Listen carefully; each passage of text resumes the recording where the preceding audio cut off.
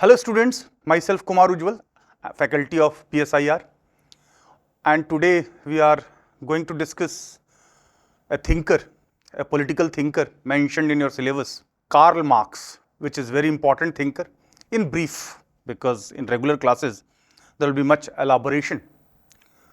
So to begin with, I will start with the things that you might not have studied technically, but you might have heard, like left politics or left versus right, Marxist, Leninist, Maoist, Naxalites in India, ultra leftist.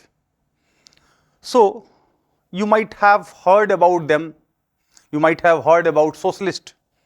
In our preamble, the socialist word was also included by 42nd Amendment, 1976, 42nd Constitutional Amendment. So what exactly socialism is? What is the difference between socialism, Marxism, communism, left politics, ultra left politics? What are the various branches or strands of Marxism? So when we say Marxism with suffix ism, then it is ideology. And in ideology, of course, in Marxism, the core idea would be of Karl Marx, there is no doubt in it. But only Karl Marx will not be in Marxism. The thoughts of Karl Marx is at the core, there is no doubt in it, in Marxism. But in Marxism, those who believe in core thoughts of Marx and with the passage of time modified and supported the core idea. They are also Engels, the thoughts of Engels, who was rich friend of Karl Marx, who helped in publishing his books. Then Lenin, who successfully implemented socialist revolution on the ground based on Marxist ideology. Then Rosa Luxemburg, she was also Marxist and critic of Lenin although, but believing in core thought of Marxism. In China, Maoism, Maoist extension of Marxism in Asia. So Asiatic brand of Marxism or Leninism is Maoism. In India, it assumed the form of Naxalism. Naxalbari is the place in Bengal from where this left movement started. So to understand all of them, सबको समझने के लिए जरूरी है कि पहले core को समझे. The core is the thought of Karl Marx. So Karl Marx is at the core of the thought, and if we understand that, then it will be helping in understanding Marxism as an ideology as a whole, with modifications and different manifestations in different places. So Karl Marx was a great political philosopher. His time period was 19th century, to be very precise, 1818 to 1883 AD. That is 19th century. Whenever we have to understand any thinker, ideology or theory, we need to understand the context, the time, the geographical location, and the thinkers associated with them, their socialization, their milieu, their condition, prevailing situation. Those variables around will definitely help in shaping the thoughts. So as far as Karl Marx is concerned, he was a German Jew. German Jew, you know, Jews who believe in Old Testament in Hebrew language. Presently, Israel is a Jew state. So he was German Jew, and he lived mostly in England, but lived in England. Most of his life he lived in England. Why I said context is so important? Any thinker, any ideology, any theory, anything that you are studying, first to conceptualize it, to place it, to locate it in time-space framework. So time was 19th century. In 19th century, industrial capitalism was at its peak. There was huge rich-poor gap. Minority capitalist or industrialist had plenty, had enjoyable life, had so much abundance. On the other hand, majority workers were leading a life of poverty, the scarcity, extreme poverty. They were living in filthy slums. So there was huge rich-poor gap. So Karl Marx was basically German. So his thought definitely had impact of German philosophy, number one. I will discuss how he borrowed the concept of dialectic from G.W.F. Hegel. G.W.F. Hegel was a German thinker of 18th century Germany. So in his thought, there was impact of German philosophy, particularly the thoughts of G.W.F. Hegel, his concept of dialectic that I will discuss in detail. Second, he since mostly lived in England, so political economy of England also had impact. Economy of England, UK also had impact on his thought. I always emphasize a lot on context, be it time, be it space, be it socialization of the thinker, be it the background, the prevailing conditions. That will help in understanding and conceptualizing the things. So political economy of England had also impact on his thought. And number three, there was impact of French Revolution. So French political ideas, French Revolution, Napoleonic Wars, that had also impact on Marxian thought. So French Revolution gave the slogan of liberty, equality and fraternity.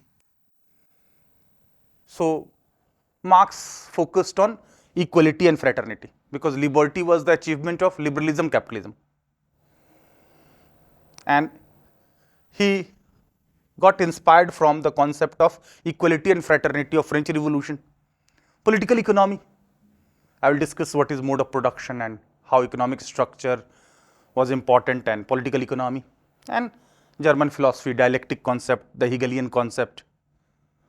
So first, this is introduction of Karl Marx, although his thoughts are being discussed in detail, but this is just introduction of Karl Marx.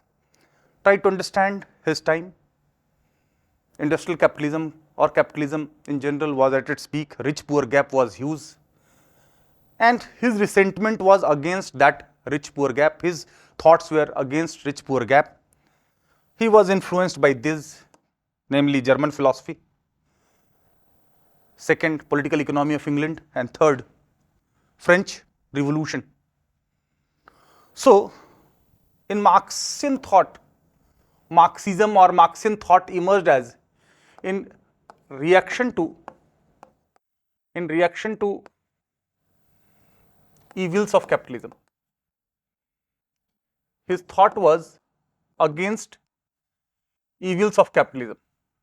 And what were the evils of capitalism? Rich-poor gap, rich-poor gap, exploitation of majority workers by minority capitalist, and the poor mode of production. That mode of production I will discuss also, poor mode of production. First, let me acquaint you with the introductory part. I will go in detail subsequently. So it was in reaction to evils of capitalism. So Marx was very poor himself. He led a life of scarcity. He had no enough money to even publish his books. With the help of his rich friend Angel only he could publish books. with the precondition that along with the Marx there will be Engel and Marx, writer's name would be. So he wrote various books like Political Economy, that itself indicate that how the political process and economic phenomena have interlinkages, interdependence and mutual interrelations. Das Kapital, again on capitalism, again on exploitation. But the most important book, because it is also taught in sociology, but the most important book from political science perspective was Communist Manifesto. Communist Manifesto. That was written in 1848, almost at the mid of the 19th century. In the very front page of Communist Manifesto, Marx says, workers of the world, join hands. You have nothing to lose but chains and you have whole world to conquer. दुनिया के मजदूरों, एक हो जाओ, तुम्हारे पास खोने के लिए कुछ भी नहीं, सिर्फ बेड़ियां हैं और पाने के लिए पूरा संसार है. The whole logic was that workers of the world, he did not say workers of England, workers of Germany or workers of a particular country. International proletariat, international unity of proletariats. Proletariats means workers and bourgeoisie means capitalist.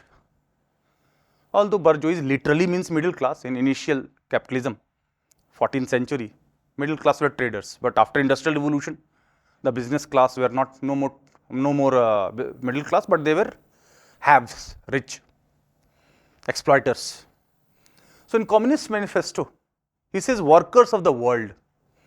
So proletariat internationalism is there. International unity of working class. Workers of the world, join hands. Means he talk about unity of the poor, the unity of working class, the unity of marginalized, the unity of exploited. Because we can overcome their weakness only through unity. चीटियों में ज़्यादा unity होनी चाहिए, शेरों में नहीं. So workers were economically weak, they were exploited, so they had to unite, cutting across national boundaries. And what was the purpose? Purpose was to go for violent revolution. Violent revolution to overthrow capitalism, to overthrow capitalist system. Capitalist system, according to him, capitalism or liberalism capitalism was exploitative. According to Karl Marx, liberalism capitalism was irrational, unscientific, exploitative, unsustainable, and was doomed, was jinxed, was bound to collapse, and he gave inhuman. So he rejected and condemned capitalism for various reasons, and to overthrow capitalism there was violent revolution required, because according to Marx, violence was the mother of all major changes, not piecemeal changes and slow changes and gradual changes. So it's not that Marx was first socialist. There were socialists even before Marx who had sympathy for workers, who favored working class cause, who highlighted the importance of sweat and labor, who were against capitalism. But when we talk about Marxism, there was socialism before Marx and there was socialism after Marx. So socialism has the root word society, community, that focuses on working class, that focuses on equality. So socialism focuses on equality, liberty is secondary, egalitarian society. Socialism pro-working class ideology. Pro-working class ideology. It highlights the importance of community rather than individual, and community in general and working class community in particular. So highlighted the importance of sweat and labor. It favored minimum needs of all to be fulfilled. Socialism is pro-poor ideology. Pro-poor ideology. So socialism is broadly categorized into two parts. One, evolutionary socialism, because at the very onset I told that Marx was not first socialist, and I told that in Marxism it's not only thought of Karl Marx. So there are frequently asked questions by the students like, what is socialism, what is Marxism, what is communism, and what is Leninism. So broadly, socialism is divided into two parts: evolutionary socialism and revolutionary socialism. As the name suggests, evolutionary socialism want to achieve socialist goals. These are socialist goals or objectives. These goals to be achieved by all variants of socialism. Socialism has so many variants. Socialism has so many branches that C.E.M. Joad, one of the political scientists, says that socialism is such a hat which has been weared by so many people that it has lost its original shape. In other words, socialism assumed different forms and manifestations in different place and different time. For example, Marxism assumed the form of Leninism in Russia, Maoism in China, 1949 onwards, and Naxalism in India, late 1960s onwards. So it had different forms and manifestation. As far as goals are concerned, objectives are concerned, all socialists, whether this or this, will support them. But as far as method or means to achieve, means and ends, means that things that you adopt, and goals or ends are the objectives, goals, final destinations, objectives, aims that you want to achieve, means and ends. So the difference between evolutionary socialism and revolutionary socialism is in means, not in goals. For means, for achieving socialist goal would be peaceful, gradual, non-violent,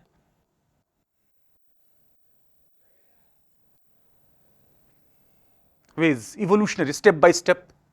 Evolutionary process is gradual process. But revolutionary socialism means Marxism. Marx himself favored that violence was the mother of all major changes in the world. So as far as means for revolutionary socialism is concerned, it is violent means, radical means to overthrow capitalism.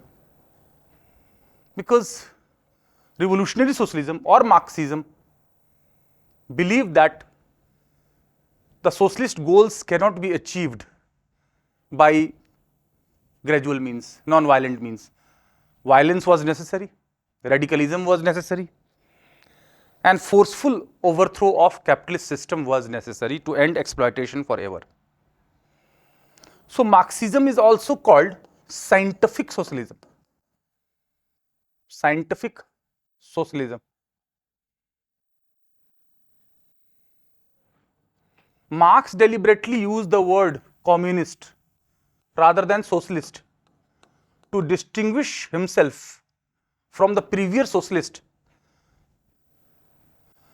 Because even before Marx, the first socialism was utopian socialism. Utopian socialism. Utopia means imaginary land. Simon, Owen, Fourier, Babeuf, they had sympathy for workers. They wanted solidarity of workers. They highlighted importance of sweat and labor. But they could not give scientific reason for social and historical change. Marx gave scientific reason of social and historical change through dialectic materialism, historical dialectic materialism. That I will also discuss with the passage of time. They could not give scientific or mathematical basis of exploitation. Marx gave scientific theory of surplus value for exploitation. They only had crocodile tears. They had only sympathy, no concrete measure to end the exploitation. But Marx gave concrete measure, that is action. That is violent revolution, action in terms of violent revolution. So Marx did not want to identify himself with utopian socialism. He criticized utopian socialism. He said that this is utopian, this is imaginary, this is not scientific, this is only in name, lacking concrete action. So there were socialists even before Karl Marx. After that also there will be various socialism like guild socialism, Fabian socialism, revisionism, syndicate socialism and democratic socialism. India follows evolutionary socialism and democratic socialism, means liberal democracy would be the means to achieve the socialist goals. As far as socialist goals are concerned, all socialists agree on that. There is no disagreement in goals, in aims, in objectives. All socialists favor community rights over individual rights, socio-economic justice over civil and political liberties, egalitarian society and socio-economic equality is their first value, liberty is secondary. They favor satisfying basic needs of all, pro-working class, importance of labor and sweat, working class cause, poor, pro-poor. As far as these goals are concerned, all socialists agree on those goals. But difference is in means. They want peaceful, non-violent, gradual means or methods to achieve socialist goals.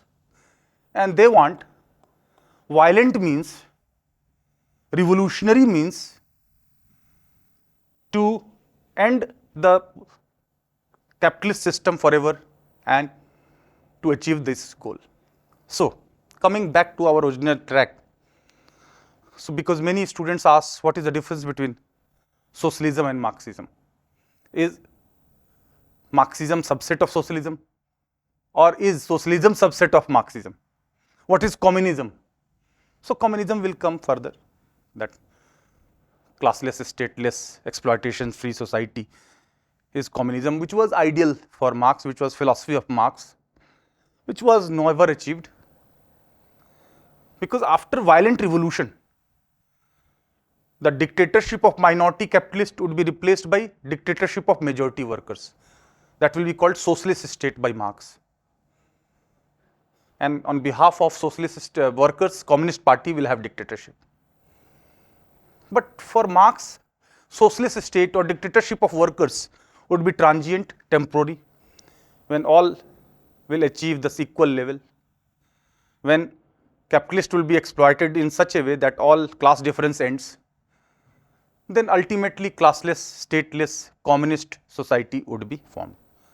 That was a philosophy, unachieved philosophy. That is the final goal. So, all communists have a philosophy. All communists have a final goal. जैसे गांधी का भी final goal है perfectly moral society. Plato also favored morally perfect society. So, 100% perfection or ideal achievement of the philosophy is not being there in any ideology. So, that coming back to, because the relationship you must be knowing, because the word socialism, Marxism, left politics is always being used. What is left and right? Left, this convention came from French king. French king, those who were sitting in left, they were pro-changers, and those who were sitting right, they were no changers. So rightist means capitalist. Capitalist, those who believe in liberal democracy, liberalism, capitalism.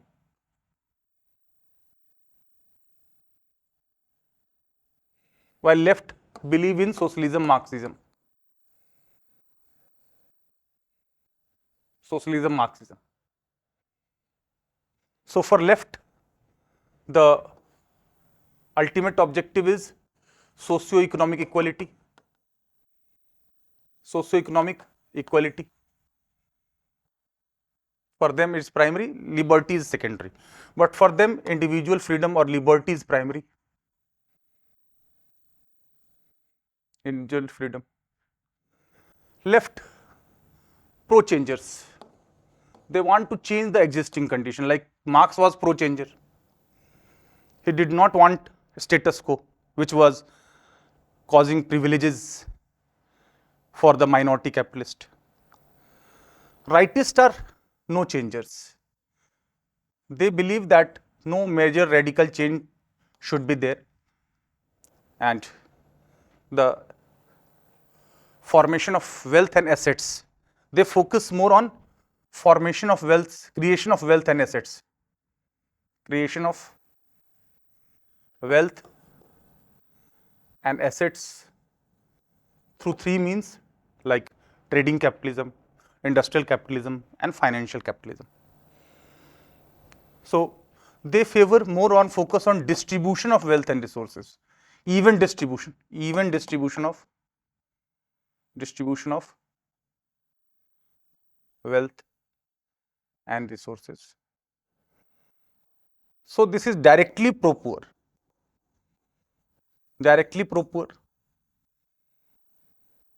Rightists are not against poor, but they believe that first thing is prosperity. First thing is creation of wealth and assets. Then it will percolate to the lower sections as well. Lower sections will be also beneficiary subsequently. But first thing is creation of wealth and assets. That will be through individual freedom. That will cause entrepreneurship. That will cause initiative. That will cause risk-taking capacity.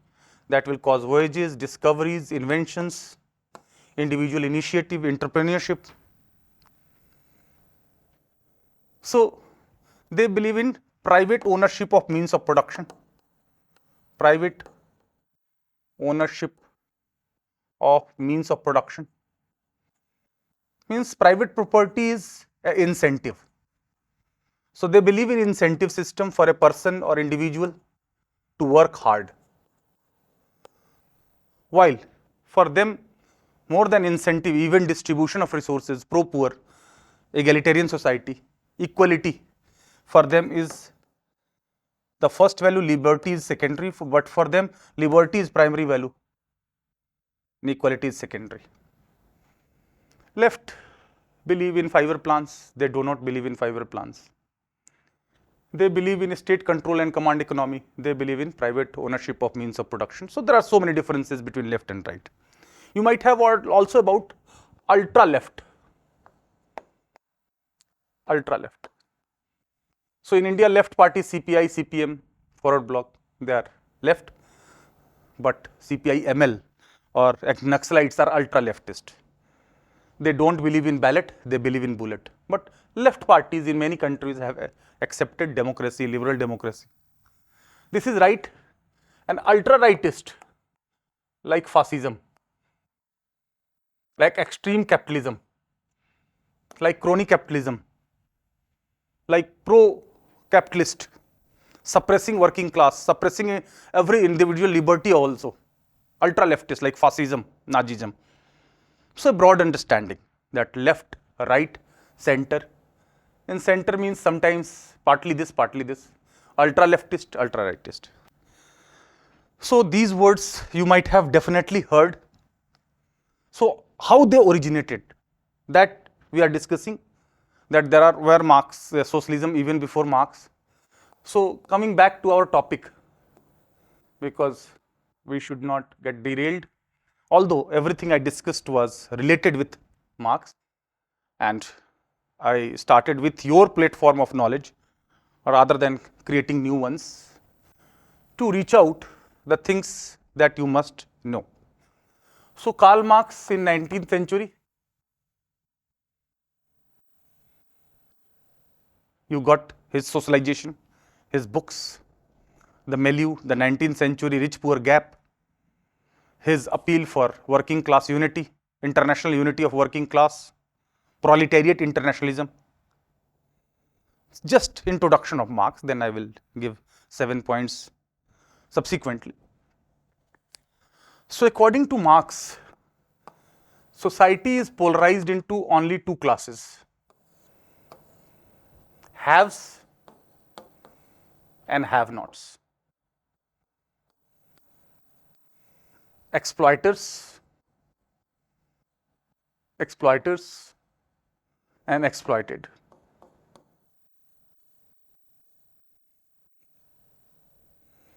So in his time, he was living in the time of liberalism, capitalism, industrial capitalism to be very precise, when industrial mode of production was there.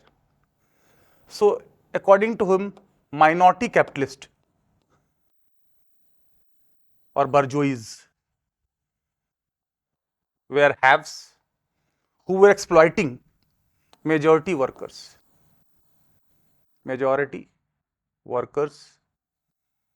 So in book you will be finding the language proletariat also. Proletariat means workers, and in books bourgeois literally means middle class, but actually means capitalist, because in initial capitalism traders were middle class businessmen. After industrialization, industrial revolution, the same business class now became industrialists, the haves.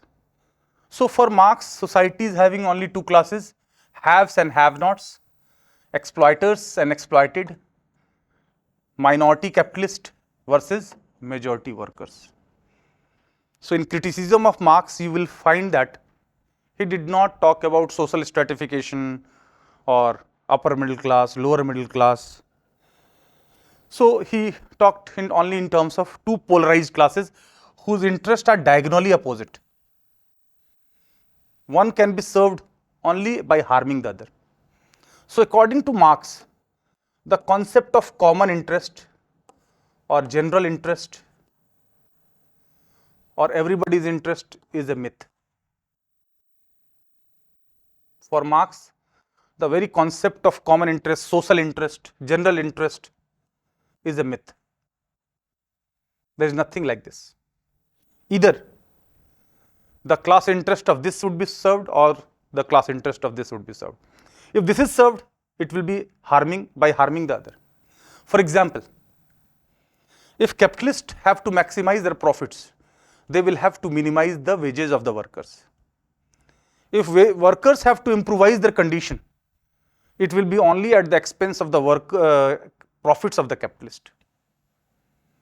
So as far as Karl Marx introduction, we are just doing introduction, that we are trying to understand the milieu, the condition, the prevailing time. Just try to picturize the prevailing time and prevailing situation, his priority, his socialization, and impact on his thoughts. Because no thought or idea develop in isolation. Everything is having context. So for Karl Marx, society is polarized into two classes: haves and have-nots, minority capitalist versus majority workers. And Marx strongly believed that those who were economically dominant will dominate in every sphere. And for Marx, economic structure was the base. I always highlight in my classes that in pol science, make more and more figures, diagrams and charts which are not there in your books. Because there are prejudices that charts, diagrams, graphs, pie charts, they are monopoly of science and physical science, and in humanities they cannot be used on large scale. I completely differ purposefully because it is civil services exam and diagrammatic representation is self-explanatory, and at the very onset in prima facie, examiner will have ease of checking your answer. Anyway, so for Marx, economic structure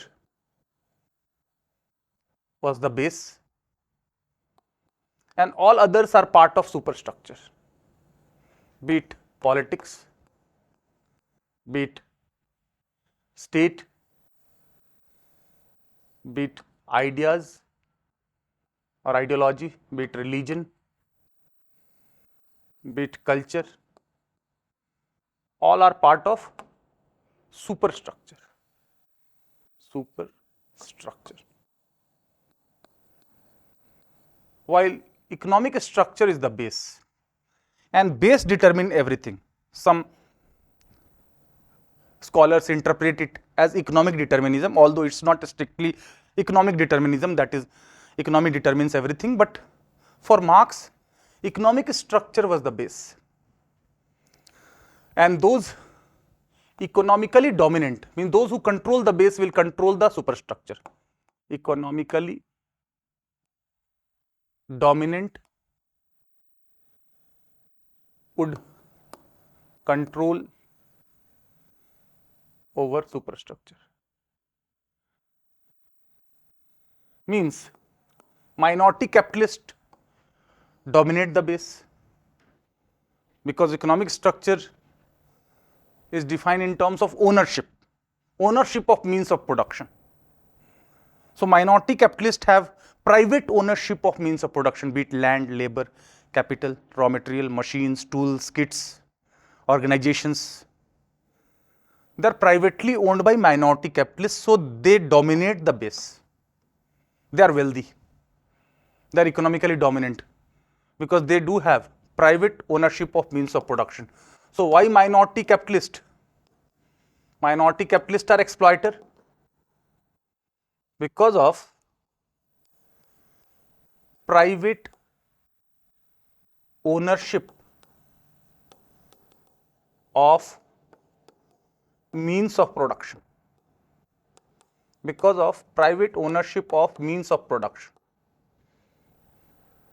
I repeat, whether it's land, labor, capital, raw material, machines, tools, kit, they are owned by minority capitalists, so they dominate in base.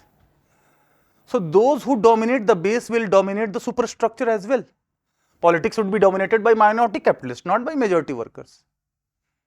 Majority workers are forced to sell their labor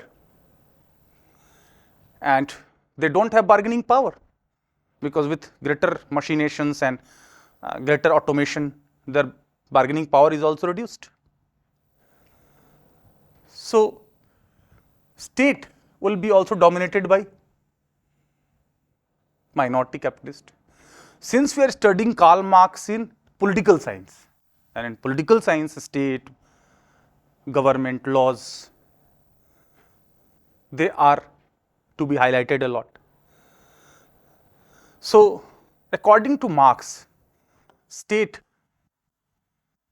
was the instrument of exploitation, instrument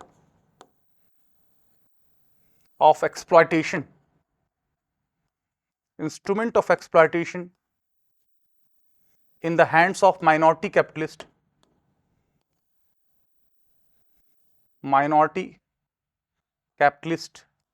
against majority workers, capitalist against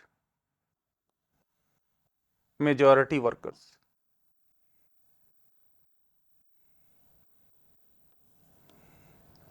So state is dominated, controlled by minority capitalists. So state is also an instrument, class instrument. As society is polarized into two classes only, haves and have-nots. Even religion is dominated by minority capitalist. So Marx called religion as opium. If you take opium, you will be in false consciousness. You will not be in your senses, real senses would not be working. So religion is controlled and dominated by minority capitalist. So they use religion to keep workers in false consciousness that the state was welfare state. In fact, the state was instrument of exploitation. But this reality capitalists tended to hide. They always claim that blessing of God was responsible for their prosperity. Good deeds of past were responsible. God's blessing was responsible for their prosperity. While truth of the matter is that exploitation of workers led to their prosperity. That is the truth. But to hide that truth, they claim, they use religion to keep workers in false consciousness that the state was welfare state. State cannot be welfare state according to Marx, because according to Marx there is nothing like general interest, social interest, common interest. So culture, ideas, they are everything dominated by the minority capitalist. Even the ideologies are shaped by newspapers. At that point of time there were no TVs, but in present context you can understand that your ideas, your consciousness, they are shaped by the things around you, which is dominated by minority capitalist. So for Marx, matter is primary, idea is secondary. So the very famous statement, it is the social being which determines consciousness. But Hegel says that it is the consciousness which determines social being. For Hegel, idea was prior to the matter. For Marx, matter is prior to the ideas. This discussion is just like first hen or first egg. Some will say it is ideas which are sold in market. Some say no, it is the product which is sold in the market. Both are partly true. Some say your ideas are dominated by the material conditions in which you live. If you live in palace, palace-like ideas. If you live in slum, slum-like ideas. Marx favor material conditions, social being. But Hegel says no, ideas are real, ideas are rational, and ideas are real and rational. Ideas are first. First idea comes in mind that you have to wage war, then war begins in mind first. So this discussion is endless for time immemorial. For Plato, he was idealist, so he believed in primacy of ideas over matter. Aristotle was middle path, both importance of both ideas and matter. While Marx, materialist, because Marx says the matter is first. Matter, particles, the social conditions, the material things. Marx says that your ideas are the product of the way in which you earn your bread. So ideas are developed subsequent to the matter, and matter is always in Brownian motion, change. So according to Marx, only one thing is permanent in this world, that is change. Matter always changes, so there will be corresponding change here. Because the first changes take place in base, and then changes will be there in superstructure. So why Marx considered economic structure is the base? One of the very famous statement of Karl Marx: if you have to create history, you have to live. If you have to live, you have to eat. If you have to eat, you have to involve in production, economic production. And material needs, economic material needs are the primary needs. So economic structure is the base. You can live without political activity, you can live without religious activity, you can live without cultural activity, but can you live without bread? No. So material needs are the most pressing needs, are the most important needs, and economic production is the most important human activity to satisfy unsatisfied material needs. This is the reason why economic structure is the base. I repeat, कोई कहेगा कि ये क्यों मान लें? Why we should accept that economic structure is the base? I say no, political structure is the base. Someone will say no, no, no, ideas are the base like Hegel. So in Marxian scheme of things, economic structure is the base. So why economic structure is the base? Because economic needs like food, shelter, cloth, economic needs are primary needs, primary needs, economic needs, most pressing need, economic needs directly linked with survival, and survival is the first priority. So, since economic needs are the most important pressing needs without which we cannot live, without which we cannot survive, so economic production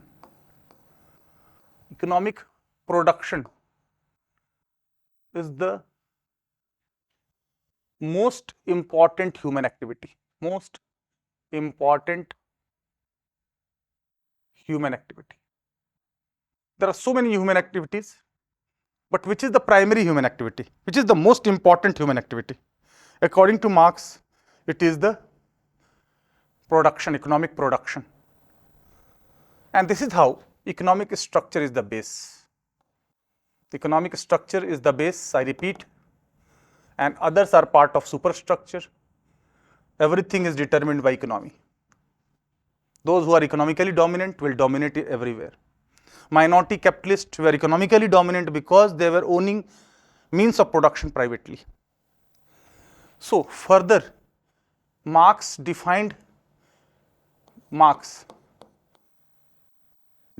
further we are going into it because first is elementary thing, then technical things.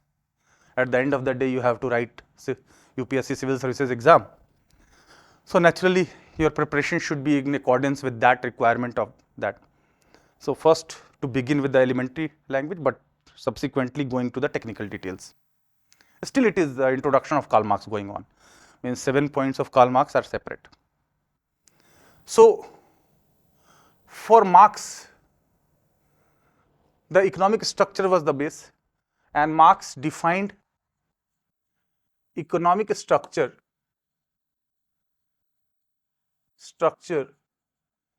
in terms of mode of production. This is technical language, mode of production. What is mode of production? I repeat, economic structure is the base. Economic activity is the most important primary activity of human being to satisfy unsatisfied material needs like to food, shelter, cloth. That is the most pressing need. And economic structure is defined in terms of mode of production. So, for Marx, mode of production is having two things. Number one, means of production. Means of production. In one of the language, he says forces of production. Forces of production. And second, relation of production. Relation of production means way of distribution.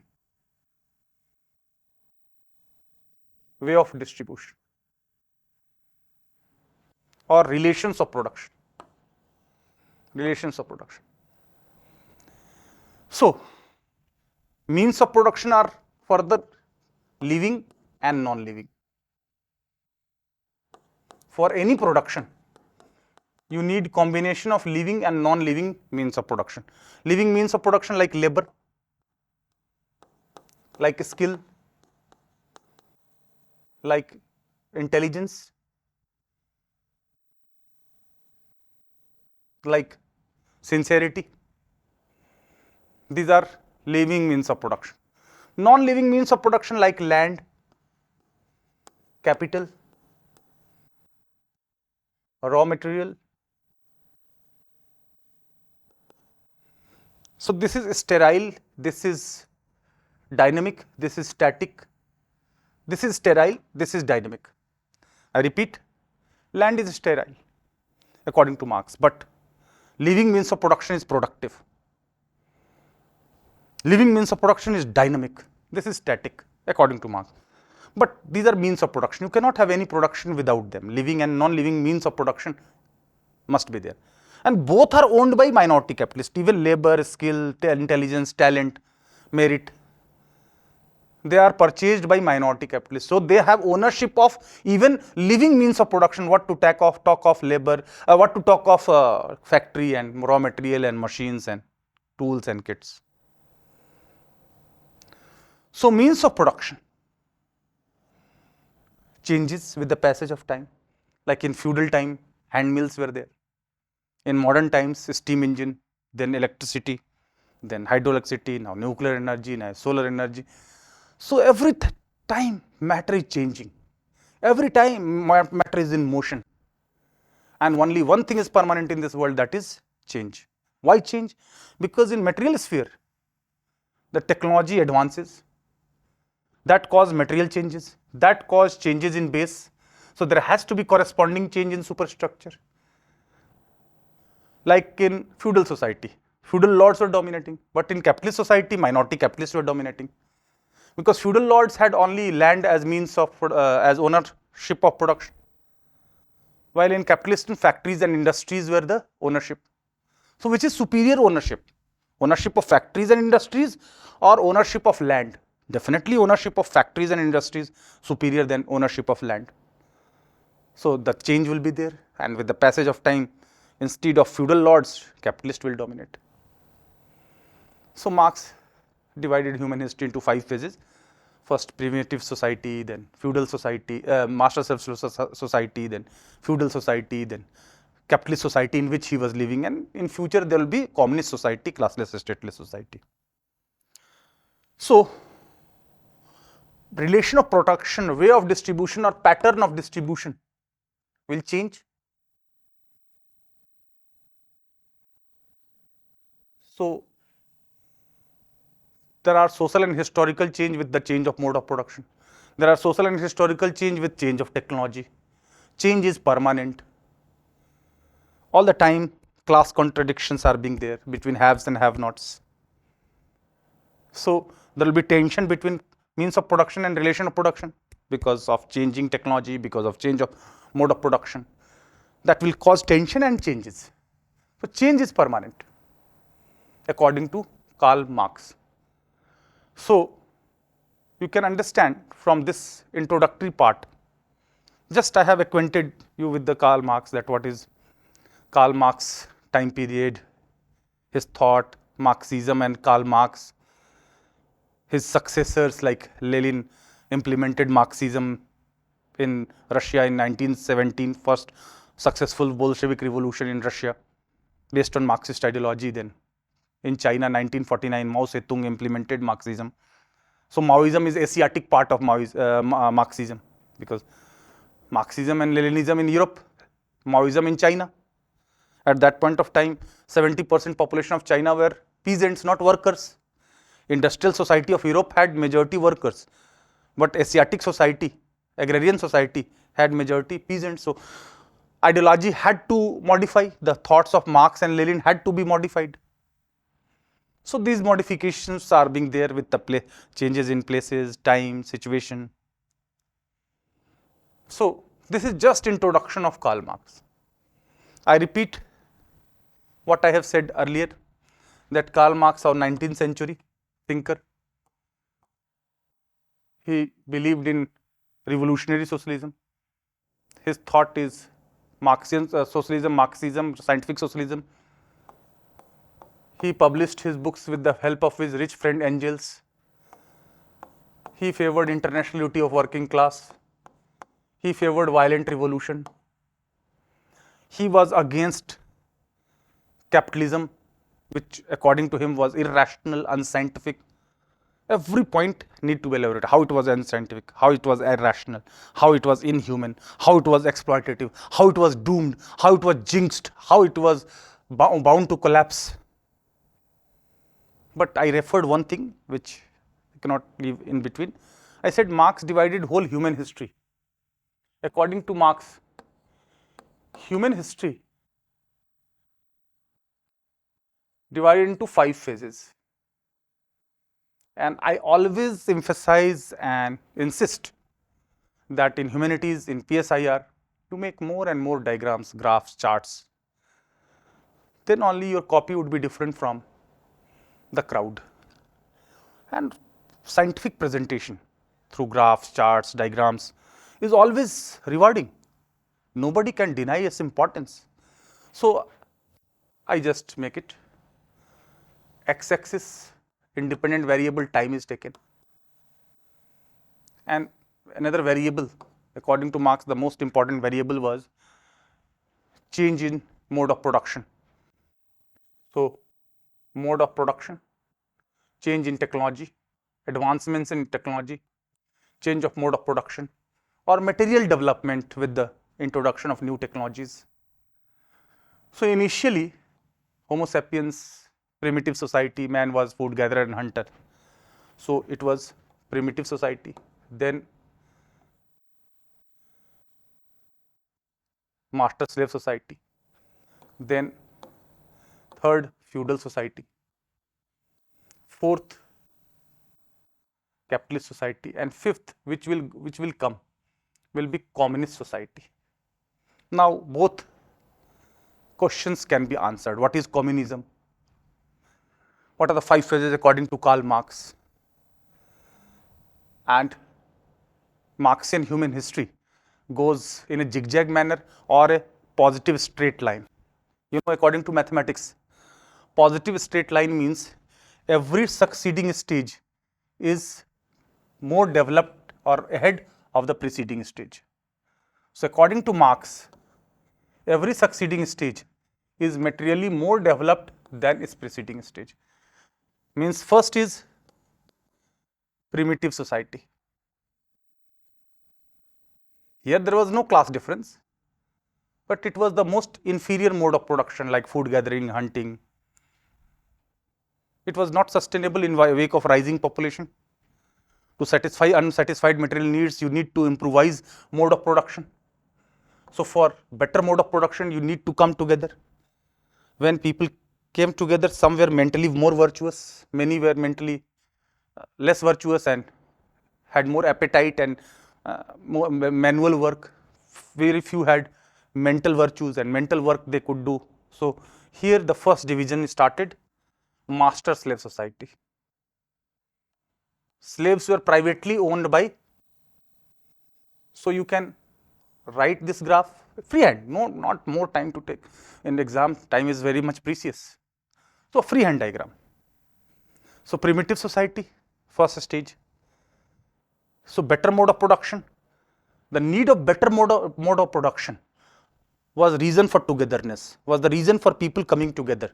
When they came together, some were mentally virtuous who became master, they became haves. Most of them were not mentally virtuous or mentally weak. So, they became slaves, and slaves were privately owned by masters, like making of homes, like wells, like some agriculture. But full-fledged agriculture started, the change is permanent. Land-based agricultural production, third feudal society. Feudal lords who had superior rights over land or ownership of land were haves, and landless peasants became the have-nots. Again, there were change, trade and commerce, industries, finance, trading capitalism, industrial capitalism, financial capitalism means capitalism. So, fourth stage was capitalism in which Marx was living, capitalist society. Marx was contemporary of the fourth stage of human history, where minority capitalists were haves and majority workers were have-nots. And after this, there will be socialist revolution. Minorities, dictatorship of minority capitalists would be replaced by dictatorship of majority workers. So, this is transitional phase, this is socialist state. Socialist state would be transient, socialist state would be temporary. Socialist state will be to end capitalist dictatorship of minority capitalist. Socialist state represents dictatorship of workers. Dictatorship of workers after revolution. Socialist state is the consequence of violent revolution by which capitalist system was overthrown, by which dictatorship of minority capitalists was replaced by dictatorship of majority workers. This is transitional, not a big phase of human history. And when majority workers will exploit minority capitalist, all will become equal. Classless, stateless society would be the communist society. Communist society, fifth stage here. Communist society would be the highest stage of human history. Communist society will be the highest stage of human history. It is the highest stage, best mode of production. No need for improvisation, no scope of improvisation. So there is nothing, no change after this, because class struggle leads to social and historical change. Here there is no class difference. Classless, stateless society, exploitation free society, classless, stateless, exploitation free society will come in future. Marx predicted.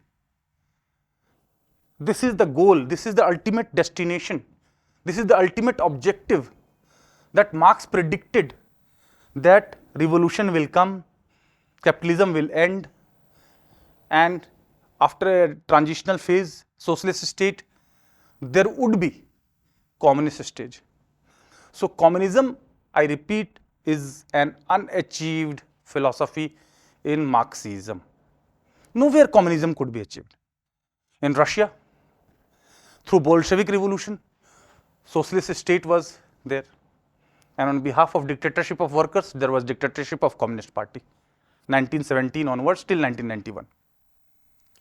In China, under Mao Zedong, PRC, People's Republic of China, socialist state, dictatorship of workers, on behalf of that, the dictatorship of Chinese Communist Party. Same was the case everywhere, socialist state.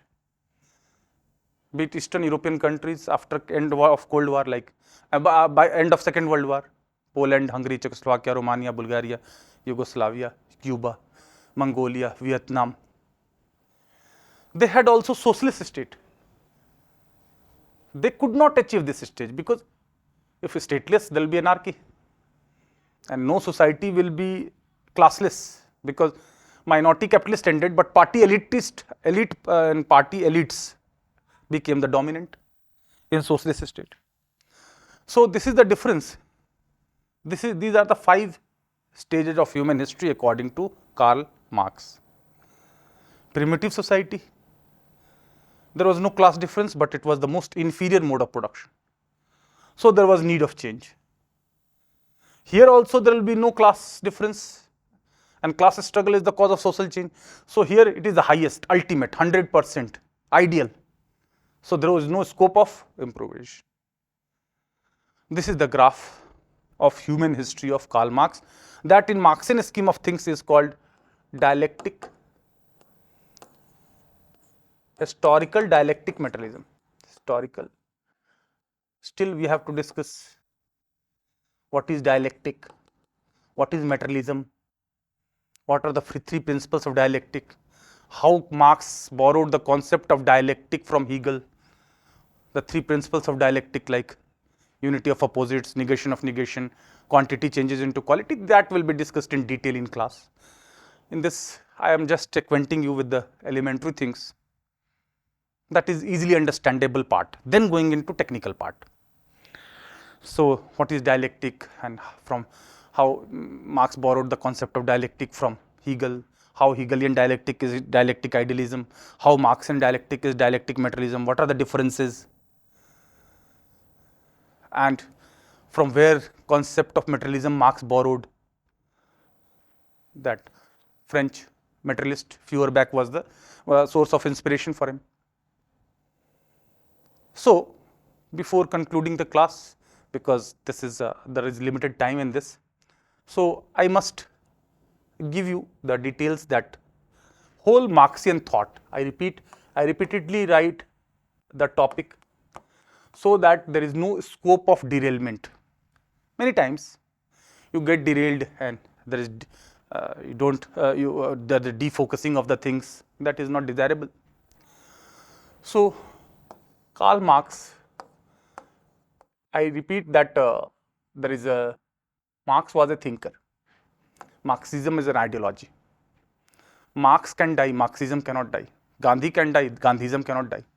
Persons may die, ideology never dies. So ideology is group of ideas, organized ideas. And Plato also said that ideas are eternal. Matter may decompose, matter may be destroyed, but ideas are eternal.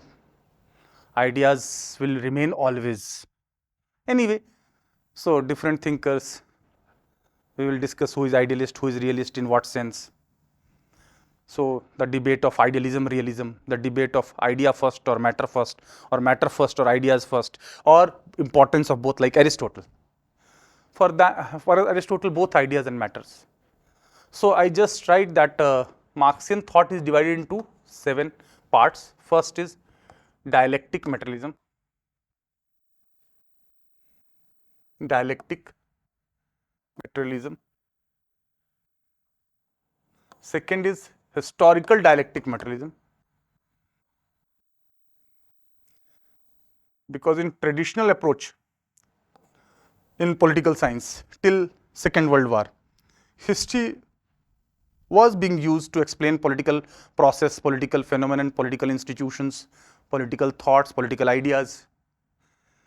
Marx also used historical method, Hegel also used historical method, Machiavelli also used historical method, and it is also being said that history repeats itself. So in traditional approach, history, law, institutions, philosophy, they are dominating in political studies till 1945. After 1945, there will be behavioralism, there will be changes, and the importance of social studies or sociology, and the importance of psychology and physical science, computer science, and so on, that will increase. Anyway, so historical dialectic materialism. So every word you need to go for surgery detailed. What is dialectic, from where it came, what is trinity of dialectic process, all those dialectic process, how the things changes, first changes in which sphere, then corresponding changes in which sphere, what is materialism, whether it's economic materialism or biological materialism, what is the root word of materialism, matter, how matter is related with idea, which is the base, which is the superstructure, everything. What is history, what are the 5 phases of history according to Marx, whether it's positive straight line or zigzag, what is mode of production, how economic structure is the base, all these are basic things that you need to study. Then class war. It's not ordinary class struggle, war is a zero-sum game. If you have to survive, you have to kill, means interest of one is diagonally opposite to other, and war is there. The interest of minority capitalist can be served only by harming the interest of majority workers. So it was class war. Then criticism of or critique of capitalism, how capitalism was irrational, that you need to prove, how capitalism was exploitative, that you need to know, how capitalism was unscientific, how capitalism was doomed, how seeds of its own destruction lies in it, how capitalism was inhuman. So within this, there is theory of alienation. Alienation means detachment, robotic mode of production in capitalism, cause alienation and loss of freedom.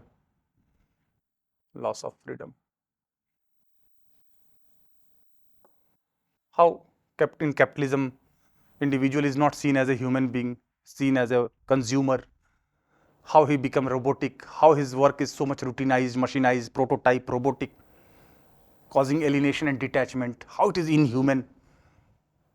Because Marx criticized capitalism on all fronts, that it was irrational, it was unscientific, it was exploitative, it was doomed, it was bound to collapse, it was inhuman. Every point you have to know.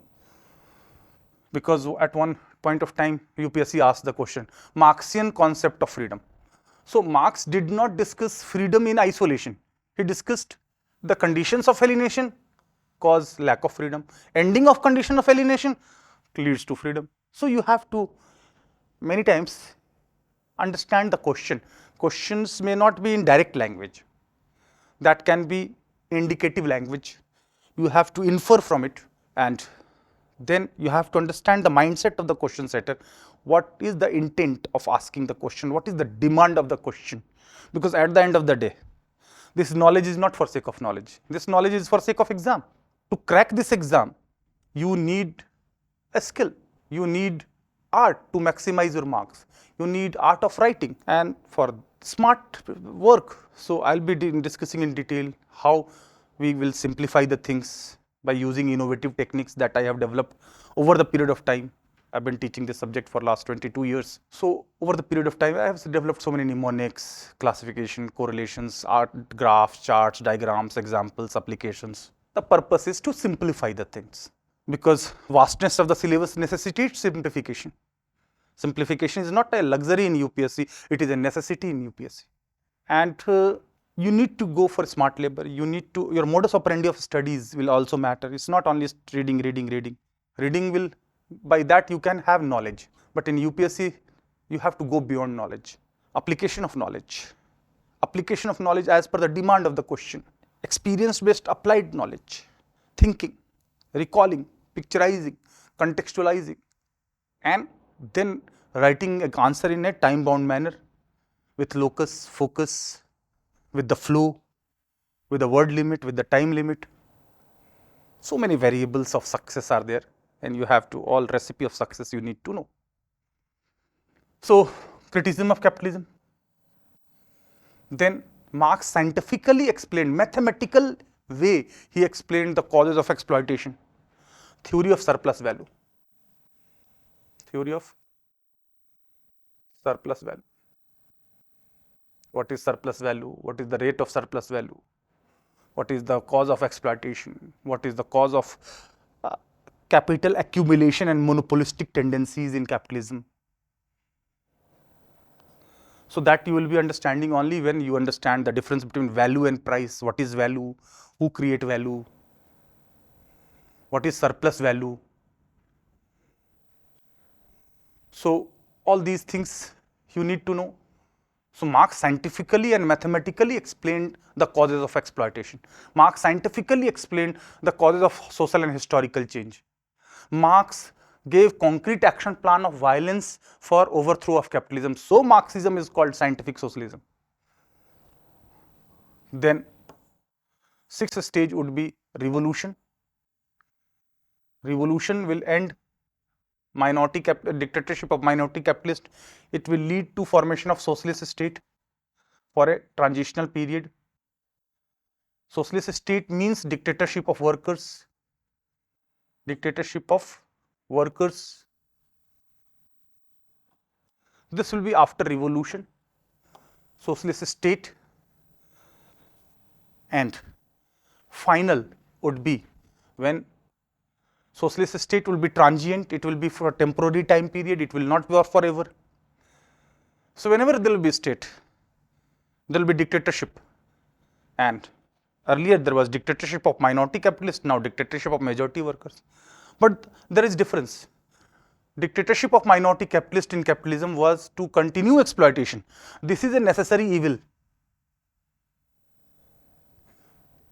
because this transient phase is to end the class difference, and when class ends, state ends, state redundant, state wither away, because state is a class instrument.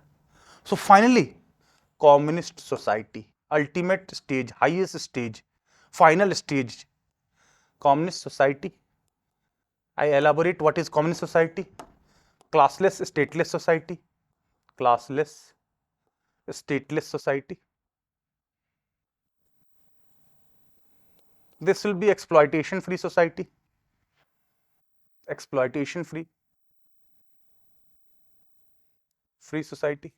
It will be the highest stage of human development. Highest stage of human development.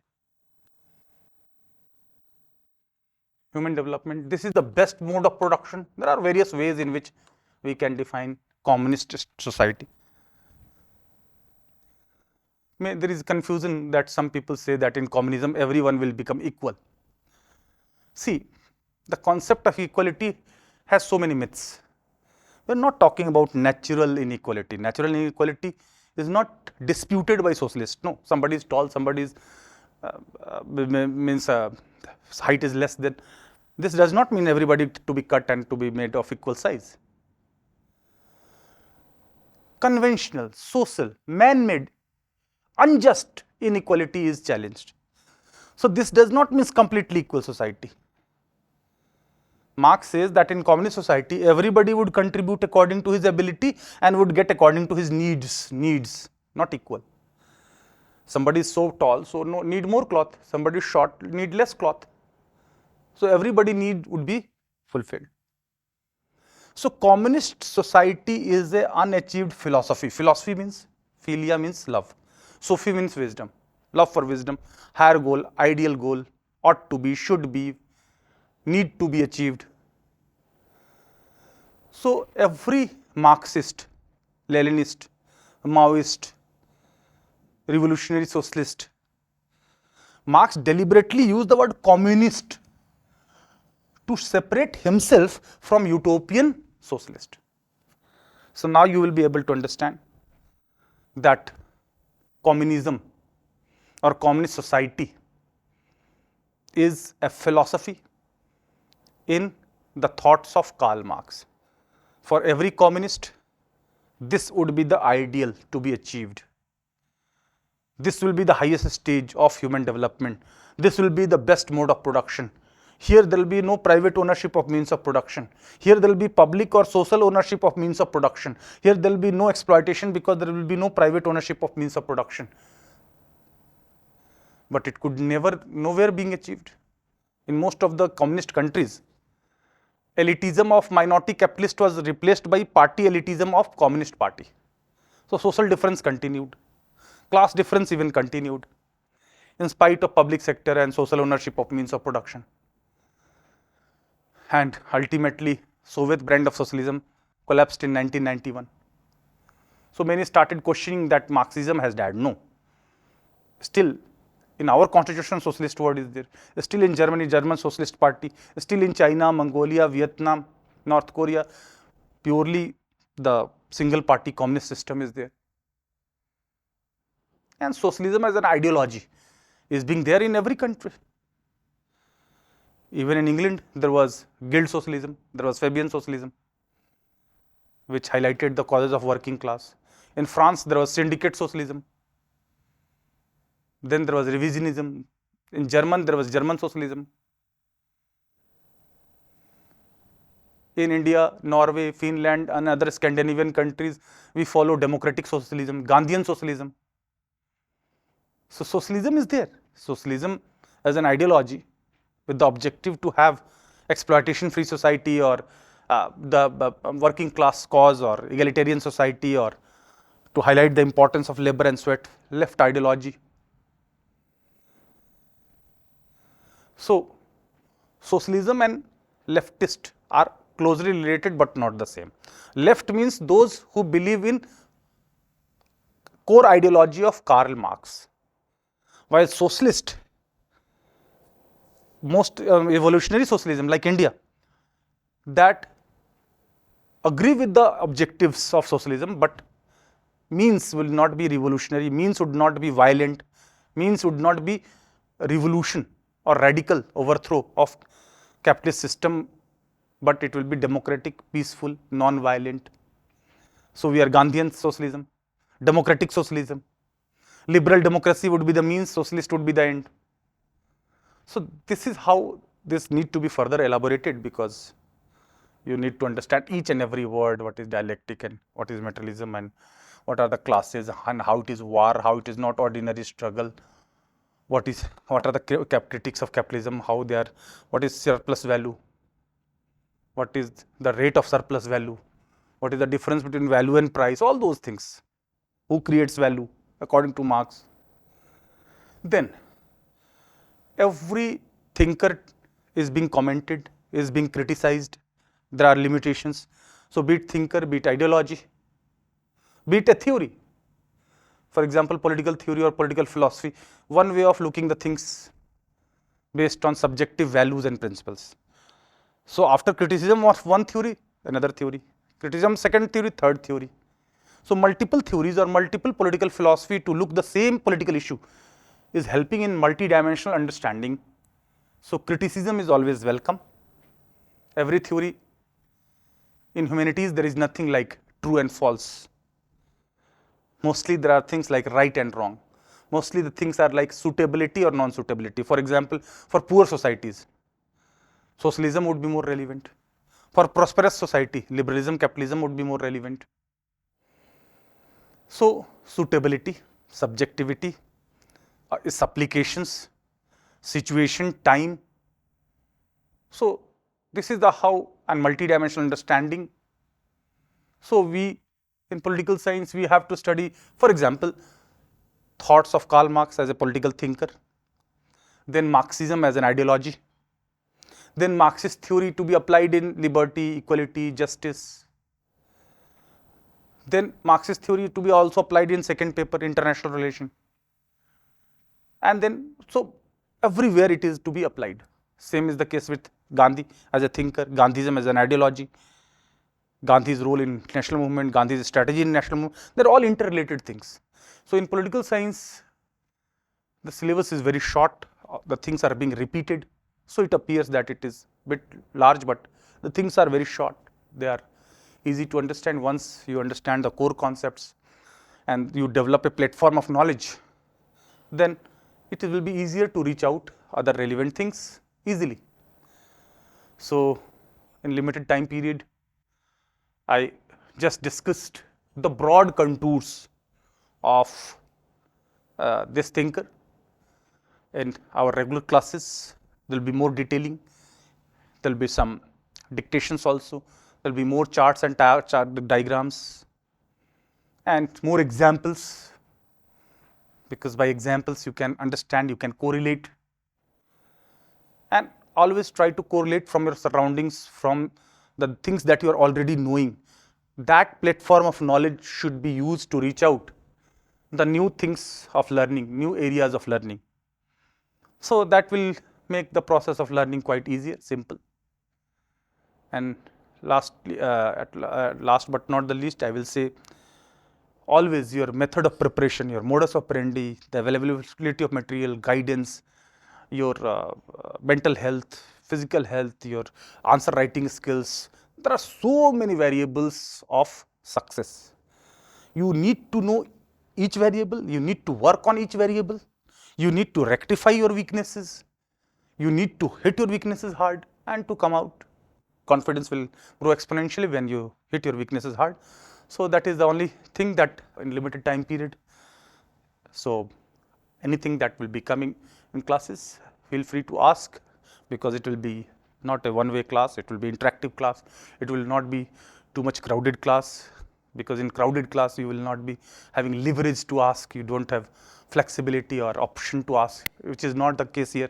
Here you can ask freely, you can interact freely, you can get your answers checked by the faculty itself rather than other newcomers or beginners, and those advantages. So make most of it, take full advantage of this and crack the exam ultimately. So all the best, thank you.